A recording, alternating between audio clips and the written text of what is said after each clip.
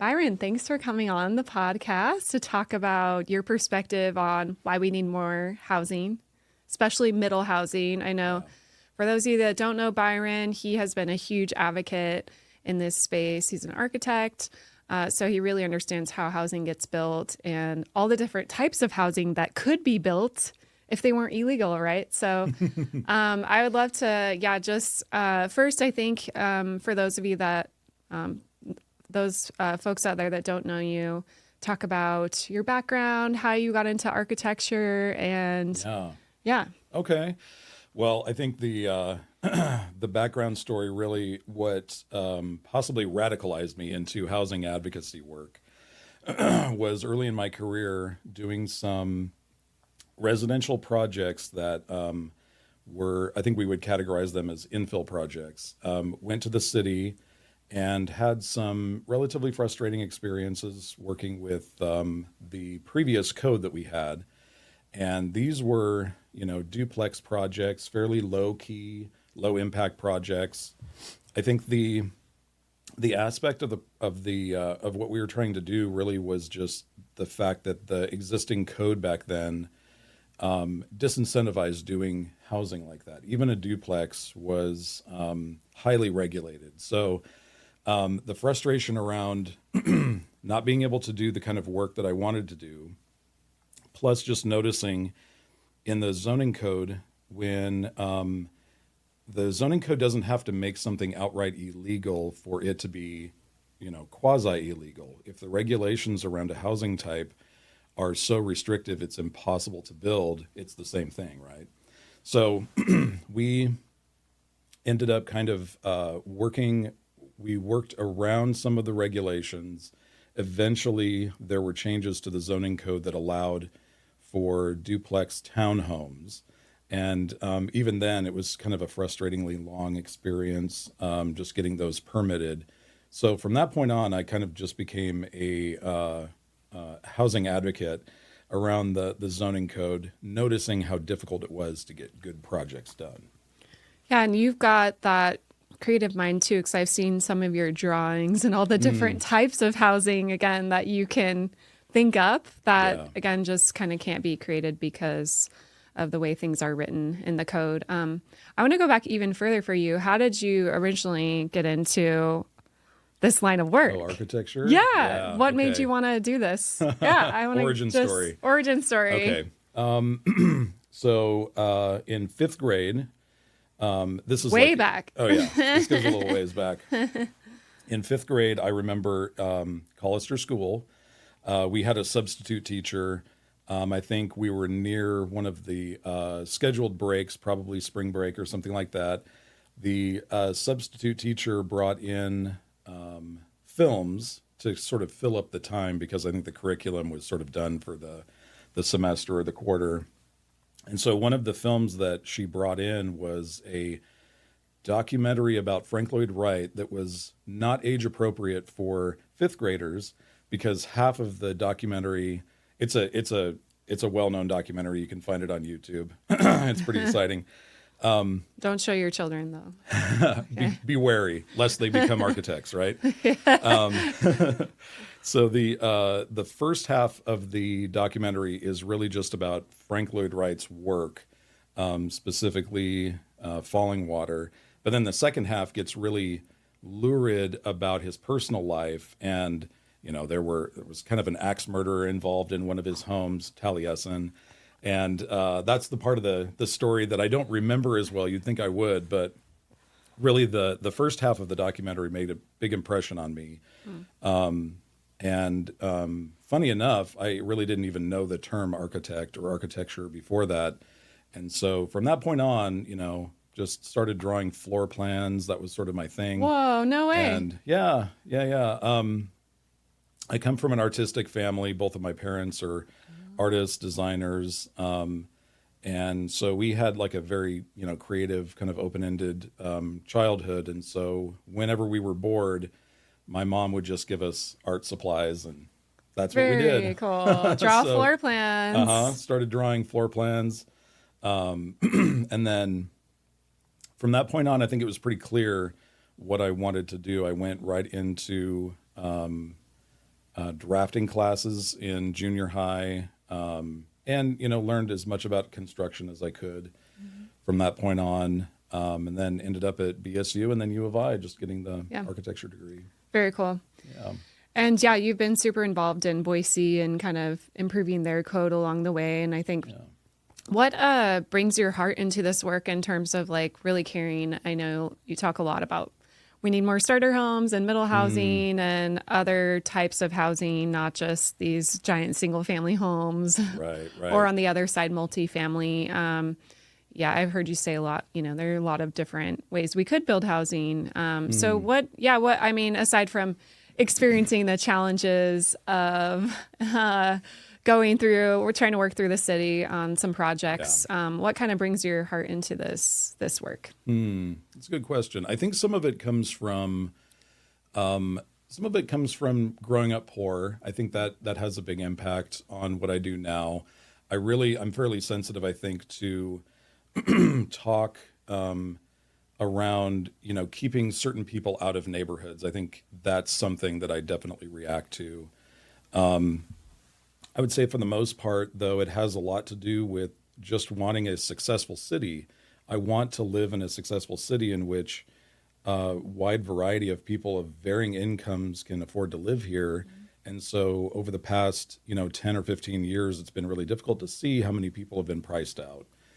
So it's probably a combination of those two things. I would also say there's an inherent optimism that comes with being a designer. When you practice design, you are doing something that's inherently an optimistic act. And when I design homes and, living units for a variety of people, my goal really is to increase the diversity of housing types in Boise, because we used to have those. We used to have them before there was a zoning code that prevented them from coming to fruition. So, a combination of those things. Yeah.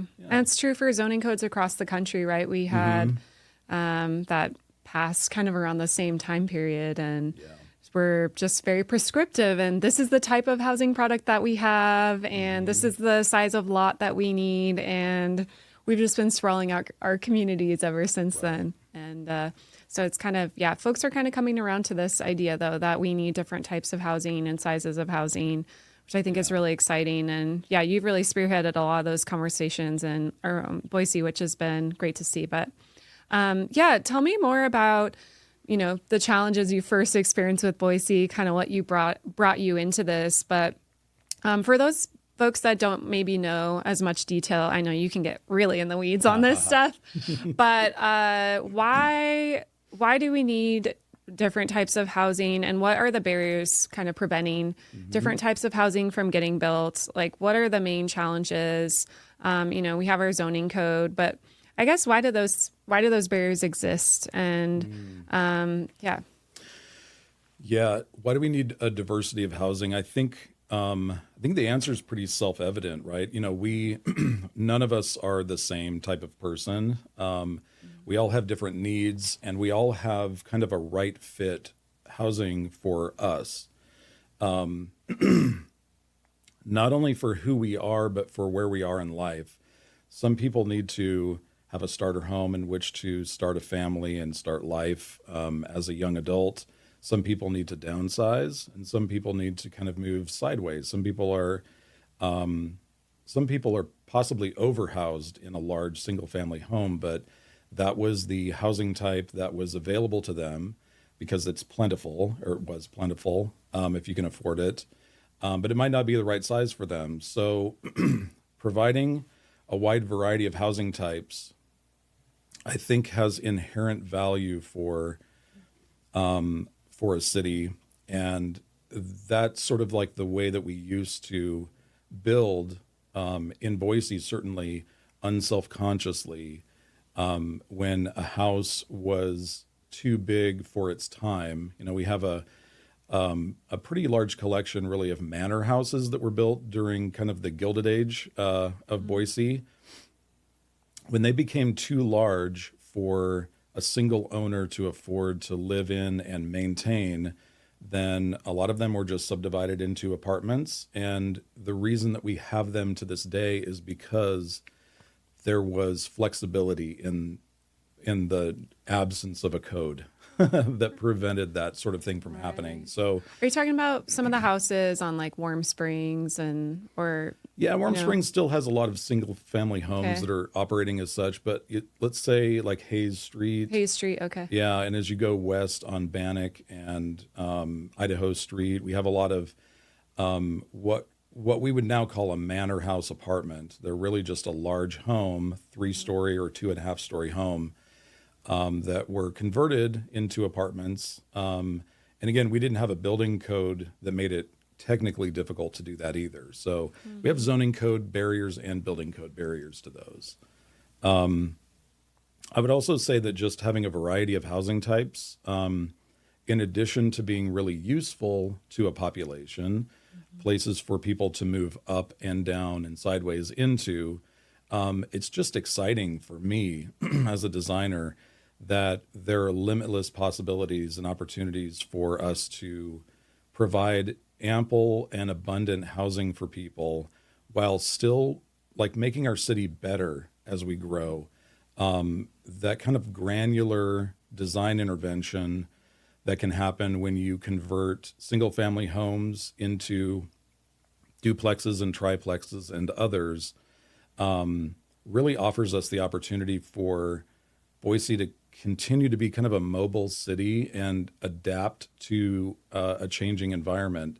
So when our population increases and we don't have ample, abundant housing for all of the new people and all of the new families and new babies that are born and everybody else, right? Then housing prices skyrocket because the source and the existing number of homes is restricted. So when we approach housing issues from a position of abundance, we have the opportunity to really attack the affordability question, or the affordability problem, by doing something well. When we grow well and we grow intentionally, then we have a little bit more control over affordability. Yeah, definitely. Different housing typologies allow other types of families to fit into the homes that we have in our communities. What are some of those housing typologies that you've been a big advocate for? You've thrown out, duplex, but I know you've been a big advocate for accessory dwelling units. Sure. But yeah, tell me more about the different types of housing that you could build if you had more flexibility as a designer. Wow. So many. Shoot for the stars. Yeah. Yeah, just there throw them all are so out there. many. It's interesting, as I've done more reading and more research into missing middle housing, or we can just call it middle housing because we have some, but it is sort of like restricted. Our numbers of those units are restricted. It's amazing just the different types of housing and unit types that are out there in the wild. If you look worldwide, you'll start to see that there are many different living arrangements that have been organically developed over time just based on need.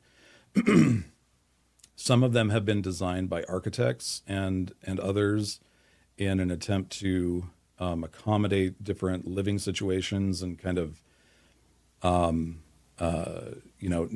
land use restrictions and things like that. But other housing types really kind of come from the end user, from the people who live in those homes. And you see in some other countries that don't have restrictive zoning codes, you have these really creative housing types that kind of spring up, which is exciting. Totally. You can learn from them, right? Totally. So in taking kind of an inventory of missing middle housing types, we go anywhere from ADUs, accessory dwelling units, to JADUs, which are junior accessory dwelling units. Those are ADUs that are sort of embedded in a house and really are just a bedroom suite with a kitchenette. Those are some of our more affordable middle housing types because they can pretty much invisibly fit into any neighborhood. If you have a primary bedroom suite and a large single family home, that can easily be converted into a JADU. So we have those housing types kind of at the bottom. kind of most affordable, but also least impactful because they really just increase one unit, all the way up to duplexes. And we can look at new duplexes and duplex conversions as two different types, triplexes, fourplexes. And then I think almost everyone's favorite is the cottage court. I love Because the they're term adorable. cottage court. Who doesn't love a cottage? Who I would like to meet someone And who a court. doesn't love a cottage court. Yeah, Yeah. me too. And then, we can differentiate those from cottage villages too. So that's like a cottage court in which the units are detached from one another. So they aren't attached around a courtyard. What is a cottage court? Can you describe that to people that might not Right. know? Yeah. The way I think of cottage courts really is a series of ADU sized living units. So they're very small homes. They're anywhere from like 400 square feet to maybe 800 square feet. And they're usually attached, and they usually kind of run in the perimeter of a lot, and they all face a central courtyard. So we have a number of those in pretty much every Boise neighborhood prior to 1950. And then even a couple that were developed in the 60s and 70s as well. So that's a cottage court. Cottage village is the same thing, where you just take those small cottages and you detach them from each other. So there's a little bit of open space in between them. Those work on a little bit larger lots, better than a cottage court. And then we have cottage rows and cottage corners. So that's kind of a cottage court in which it's reversed from a cottage court. The cottages are aligned along a street or a corner, and they kind of front a sidewalk, and then the kind of common space is in the back. So it's a little bit of a hybrid between what you would see in a gridded neighborhood, like a streets and alleys neighborhood, like the North End. It's a hybrid between that and what we started to do in suburban lots, where everything is front loaded instead of having an alley. So we have those. Okay. They're courtyard apartments. So those are small apartment buildings with something like 4 to 6 units each, and then they face a common courtyard. We have manor house apartments, which we just kind of talked about a little bit. Those can either be a converted former large home, or they can be built new. But they're a structure that can fit into pretty much any neighborhood, because if the lot is configured advantageously, then a manor house apartment can house 4 to possibly 8 units. The more units you have, the smaller each one is, right? Right. But most of those don't need to exceed 2.5 stories. I'm kind of a proponent of coming up with housing solutions that fit height requirements fairly well in existing neighborhoods.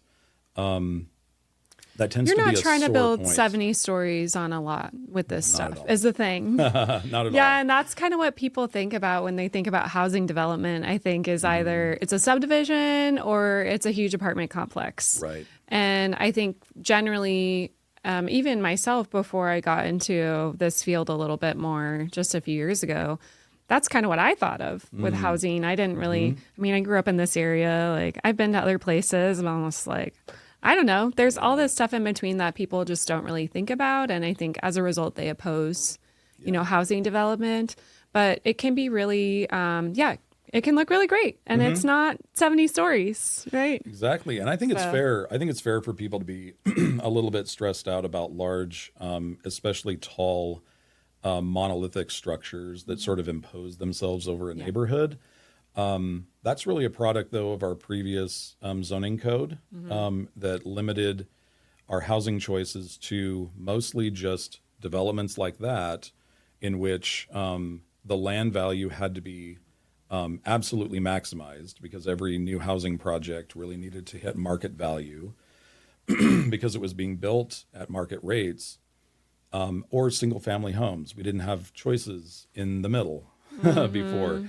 So when we start talking about missing middle, it's important to really kind of settle in on the fact that the middle aspect of them indicates that they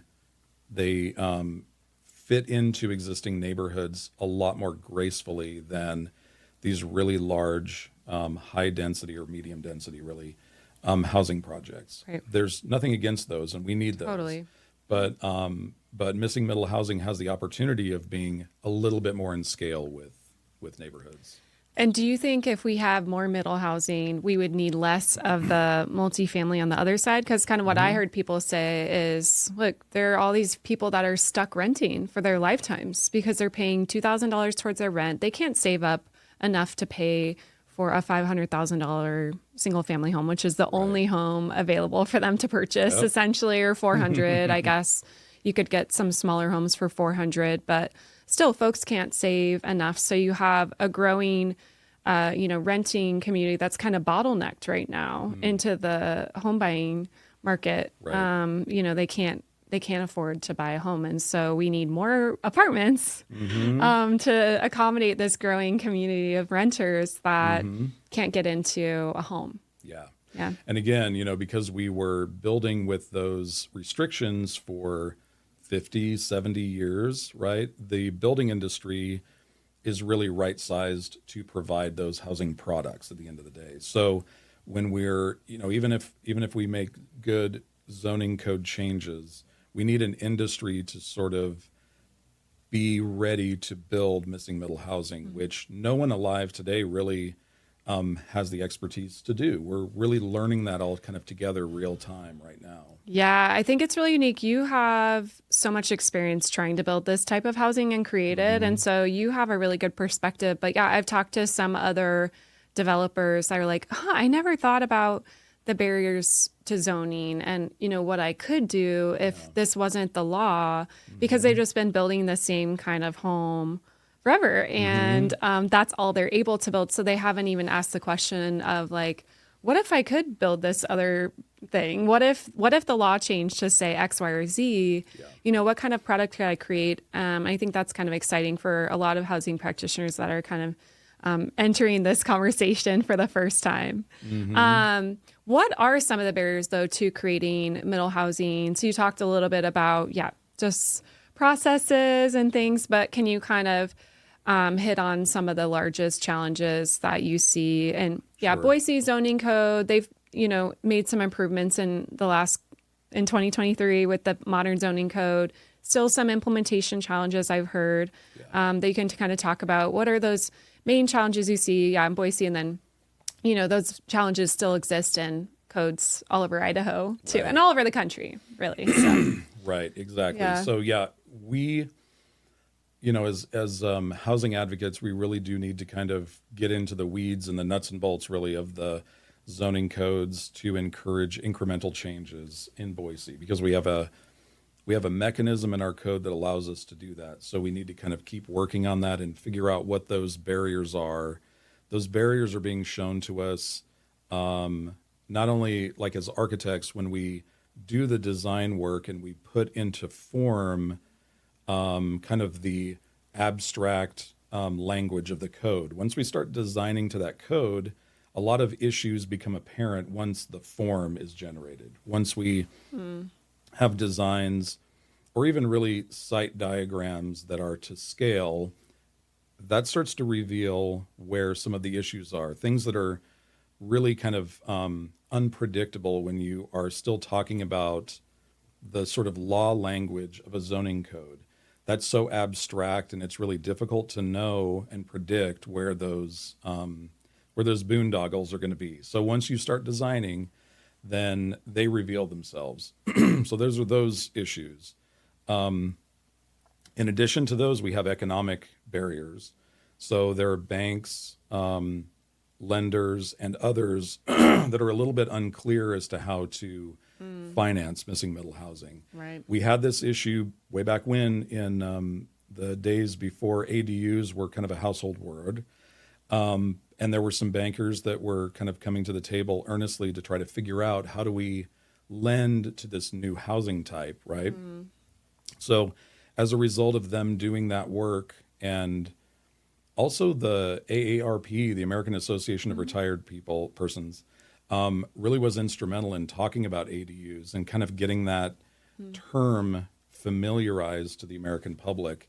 And once that happened, then of course lenders found a way to lend for that housing type. So I'm hopeful that will happen with middle housing as well. But we also have kind of a construction industry, and especially a local construction community that lacks, I think, the technical expertise to be able to do missing middle housing. So there's a group called Strong Towns Boise, and we've been sort of organizing programmed social meetups. We have lately been talking about how do we support this ecosystem of local builders to encourage and excite them around building missing middle houses. So that's a separate effort. Yeah. Of course, Neighbors for Boise can be instrumental in doing that as well. Yeah, So for sure. we're really hopeful that we'll have some really good outcomes, and then also kind of just build a general knowledge base locally around that kind of thing. I've heard too from other places across the country, because Gem State Housing Alliance is part of this national network of pro-housing policy organizations that has done a lot of zoning reworks. And I've heard when you remove zoning barriers, the market kind of follows. But right now, when I've talked to like infill developers, certain people, it sounds like there's so many challenges and kind of hidden delays and fines that they're not expecting, that unpredictability makes people not want to enter the market. So it's almost like you have to resolve that first, else, folks aren't going to want to deal with it. I don't know. Agreed. Yeah, So- I think in terms of the zoning code, there are some, I think, really well-meaning requirements and regulations that are built into the zoning code in Boise, and many other zoning codes too, right? In some cases, the perfect is the enemy of the good. If the requirements are too laborious, unpredictable, expensive, then the project probably just won't happen, because that's the easiest answer. If you're an investor or even a developer, and there isn't a clear path for you in order to develop this kind of housing that we're talking about, very few developers want to be the first kind of pioneering person to blaze that trail, because they end up spending a lot of time and a lot of money in order to do that. Now, and they're also kind of clearing a path for their competitors too, right? So it's sort of cyclical. And when the code has barriers that are difficult to determine, it's still important for us to kind of hack away at that and figure out where those barriers are and work together as a community to remove those, so that we have a path for this kind of housing to be realized. So what are, a little bit more detail around so you're creating this design, and then there's a lot of unpredictability with kind of how it gets approved, I guess. What are the specific things that you're advocating for? I know you've talked about, and Neighbors for Boise too is advocating for, as well as we talk about the term parity. So treating other types of housing just like single family homes. So where are you seeing those differences, and kind of where those other types of homes are being treated differently? And Right. you've used the word before, I've heard you say like discriminatory. It's those types of housing are discriminated against still in the code. Yeah. So kind of, can you talk about what those differences are? Yeah. Sure. Yeah, no, to that point, I think anytime we regulate one housing type more restrictively than another, if at the end of the day, those two housing types look and function the same in a neighborhood, we have to ask ourselves, what are we regulating, and who are we regulating that for, on behalf of, right? So when you have a fourplex that has a fairly expensive pathway to approval via the zoning code and building code, both codes treat fourplexes very, very differently than we treat a 4-bedroom single-family home, even though both of those forms, both of those buildings sitting in their neighborhoods look and function almost the same. Now, does that mean you could find a fourplex that's very large built in a neighborhood? Sure. If you have a large lot and the owner wants to build a very large fourplex, that would be different than a single family home, right? But most lots are not consolidated together to create a larger lot for a larger building. Most of the time, we're talking about in-town established, previously recorded lots that retain their property lines. And so most developers are building right on top of that lot, and what they're restricted to in the code has a lot to do with form. The setbacks sort of dictate how far you can build toward the property line or how far away you have to be from the property line with the building. There are height restrictions for your neighborhood based on your zone. And then there are density limitations. And the density limitations, I've said for a long time, density limitations aren't something you can feel in the wild. Now, you can feel wide disparities between density when you have single family homes and a very large apartment building. The density difference between those two, you can feel that. But mostly what you're feeling is the height and the mass of that larger structure next to a single family home. So missing middle housing is really set up to address that issue. It's really kind of, its purview is buildings that are fairly closely shaped and sized to single family homes. So when you have those homes next to each other in a neighborhood, in many cases, you can't tell the difference. In the North End, in my neighborhood in the Central Bench, there are lots of duplexes, lots of fourplexes. There are even 5 and 6 plexes that blend into the neighborhood perfectly because they're about the same size as a single family home. So when we're regulating multifamily in a drastically different way than we regulate single family, that is discriminatory. And it was discrimination that was built into zoning codes in the very beginning. Right. They were always kind of designed really to keep these people away from these people and protect neighborhoods.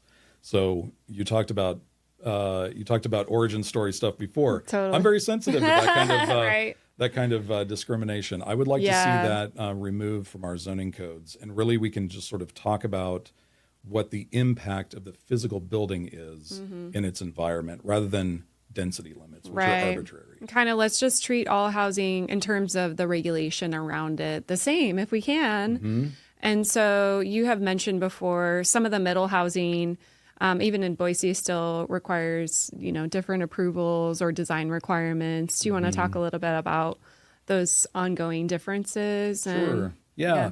Well, just as an example, a single family home, if there is an established building lot that is open and ready for building, if you want to build a single family home on that lot, you can walk into the building department and get a building permit for that building. That is your one approval. If you want to do the same thing with a fourplex, you have to have planning approval first. And depending on where that lot is, if you are unlucky and that lot is located also in a historic district or something else, there are additional approvals that have to happen.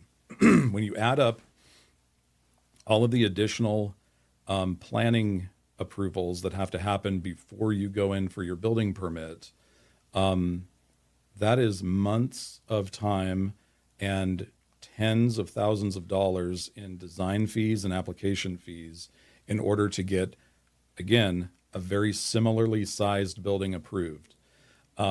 So the discriminatory elements of the code that are still there, I think we have an argument for removing them from, a social and justice perspective, but we also have an economic perspective too. Why is it that much more expensive to build a multifamily that is right-sized for a neighborhood, especially when we need housing right now? Well, and those costs get passed off too. Yeah, people who are trying to buy this stuff, right? Exactly. So that's $10,000 more dollars somebody's going to have to pay for that home or more, depending on the cost. Yeah. So approval, I've heard you say too, there's, extra design requirements as well, streetscape standards. And I was wondering if you could talk a little bit about the challenges of splitting lots, because we have some pretty large lots all over Boise. And I've talked to some property owners that are like, hey, I have this piece of land. Like, I would be willing to create, 4 smaller homes on it, kind of tear down this really old, dilapidated, rundown home that I have on it. But I can't split the lot. It's too much effort. So could you talk a little bit about that piece too? Sure. Yeah. So one of the things we advocated for in the zoning code was the ability to divide lots. So when we talk about our need for starter homes, that's really what we're talking about. We're talking about finding buildable lots in town wherever we can. And sometimes those are going to come in the form of an open piece of property, but those are limited around town. A lot of times it's an existing lot with an existing home, and there has to be a fairly creative way of dividing that lot up in order to free up space either to the side or to the back of that house. And this is one aspect of our old code that was actually a little bit easier, unfortunately, is that we used to have a one-time lot split allowance for property owners that could divide their lot once. Now, it did have to meet minimum lot size standards and things like that, which is something arbitrary that we could relax as well. But I would love to see that allowance come back into our new code. That would allow property owners who have more lot than they really need or want to be able to sensibly divide off a portion of that for a starter home.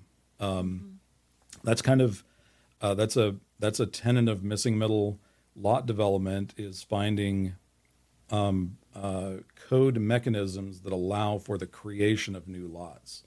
Now that we don't want to continue to sprawl out into the desert or the foothills or our open spaces, we have to start looking at mechanisms like that allow us to gently densify inside of our city boundaries. And that's one way that we can help, or that's one way that the city can kind of work with local property owners in a mutually beneficial way, but also create an avenue for starter homes to be built. Right. So right now you're saying the modern zoning code took away something, a right that property owners had regarding lot splitting. Okay. It was a clunky method. Okay. I did it a couple times, and mostly on commercial properties. But Okay. there was a one-time lot split procedure that could be done, and then there was also lot consolidation procedures that could be done. Really, that whole process is called the subdivision process, and that still exists in the new code, but it's laborious and long. It's laborious. That's what I've heard. Yeah. And expensive. Folks. And expensive. Yeah. Yes. Is that minor land division process? Is that what Minor it's land called? division came out. It's kind of it's meant to be out. a more streamlined version of the subdivision process, and it allows for lots to be divided at an administrative level, and so there's really no public hearing involved. But the give back there is that one of those properties is an affordable property, which just means that the owner of that property is in a long-term legal agreement with the city of Boise around affordability standards. Yes. Okay. So let's talk about that. Okay. So yeah, the city has kind of giving folks this ability to circumvent the longer subdividing process to do a minor land division. But if they do it, then one of the units has to be a certain price. Right. And there's a big debate about this in Boise. And people on all sides of the aisle have different arguments around it. So I've heard folks that are all about affordability say we need more affordable units. We can't just depend on supply to increase and prices to, flow from there. We need affordable units now. Right. But then I've heard folks on the other side say, we need more units, period. And folks are not building these units because the projects don't make sense for business owners. They can't pencil the projects. So, yeah, give me your perspective on that whole debate. It is a national debate. I've went to a national conference recently, and there was a whole debate. Inclusionary zoning, is it really helping us or is it hurting us? Right. In states like California that have done a lot of inclusionary zoning, they're kind of rolling some of it back because they're realizing it's restricting their supply in such a way that Just units aren't getting built. But there are other, areas like Boise that are trying to do more of that because we need more affordability. So tell me, What's my take on that? what's your hot take on the debate? Yeah. Again, the perfect is the enemy of the good. I understand and agree philosophically with the desire of a city to insist on affordable housing being produced. But if it doesn't pencil, it doesn't happen. Period. No one, property owners especially, homeowners especially, do not generally have the resources to self-subsidize a project like that. Now, they may be willing to do that for a family member or a close friend, and many people do, right? But if the project doesn't pencil, most of our housing is built by developers and builders. So they have to run a business. If they sink all of their money into subsidies, then they don't exist as an entity. And most of them understand that, right? So this is where I'm of two minds. I understand philosophically why we would want to do that and why we would insist on those requirements being in place in our zoning code. But if it demonstrates that we are restricting housing altogether, then I think we need to be more practical about it. We need to be practical to the point where at some point in the future, maybe we could have inclusionary zoning requirements, really not in Boise because they're kind of illegal on a state level, but insisting and without being sort of involved in give backs and trades in the zoning code. That's kind of how that mechanism works. But but again, if it doesn't make financial sense and it doesn't pencil, then it doesn't happen. So that's kind of what we're seeing. There are some entities, though, that can enter into that conversation. We have some local affordable housing providers that know how to navigate that process and are willing to do that. The only problem is that their volume isn't high enough really to make an impact on the affordability of other housing. So I agree that it's needed, but I think we probably need to retool the minor land division and kind of right size it for actual economics. Okay. So you're an abundance guy. You're like, mostly. Sure. If you want the real answer, my real answer is we're all forced to participate in the economic system that we have, capitalism. Right. And as long as that's the case, then we need to be intelligent with how we navigate that. If we want that to change, that's a bigger conversation about the entire economic system of the United States. But as long as we are providing market-based housing and it's being built by developers and others running businesses, then those projects have to pencil. Totally. What do we do though, playing devil's advocate, what do we do for the, folks that are 30% area median income or 50%? Where do they live? Yeah. So that's why we need a diversity of housing types, really. The answer is Americans have always had limitations around where they can live based on what they can afford. And I agree with, I want to live in a world in which everyone can find the right sized home in the right place for themselves. I really want that. But as long as economics rules our lives, then those are the limitations that we live with. So people in the 30% area median income have more limited choices. I would like to see that just realistically increased. And I think we can do that with middle housing and more sensible zoning regulations. Also, the building code needs to probably be adjusted a little bit in order for those homes to become realistic and economic to build. That's probably a separate conversation, but yes, maybe next time. As we talk about abundance and diversity, it's those two aspects that we need to do something. I don't think we can solve the problem. I don't want to even be pessimistic and say that we may not even solve it in our lifetimes, but we can move the needle on it. We can certainly make the city more livable for more people by collectively doing this work together. Love it. Well, thank you so much for all that you do to create more middle housing. I know you've got 2 kids too, so you want them to like be able to stay and live in Idaho. Someday I they'll got need two a home. kids someday. They'll need a home. So it's really great that you're doing this work and truly a leader in the state on this middle housing conversation. I don't think a lot of folks in our state have really talked about this and made efforts in this direction previously. So it's really exciting. Boise has made stride in this direction, I think, in large part because of your voice on the topic. And hopefully we can get it done in other cities all over Idaho, all over the state.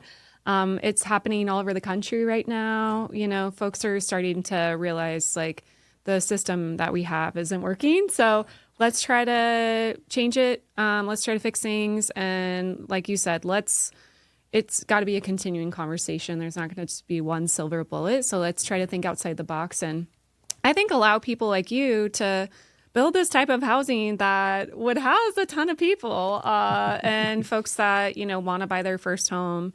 It's really amazing the types of products that you could create. Exactly. But for. Exactly. So I'm so excited as a designer with the possibility of having right-sized zoning codes that allow us to build better buildings. And that's really why I've become an advocate. I don't naturally want to go advocate for better zoning codes. I never really wanted to dive deep into zoning codes until I realized that I need a functional set of codes in order to do good work. And that's really what I want to do at the end of the day.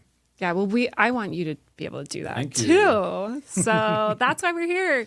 And that's what, the Gem State Housing Alliance is going to be focusing on. And thanks for serving on our policy advisory board, by the way. You'll be a huge help there. And hopefully we can get this work done in other places and continue making improvements in Boise as well. So thanks for all you do. And we will have you on again to get even more nerdy, hopefully. Fantastic. At some point. Love yeah. it. Okay. Thanks, Allie.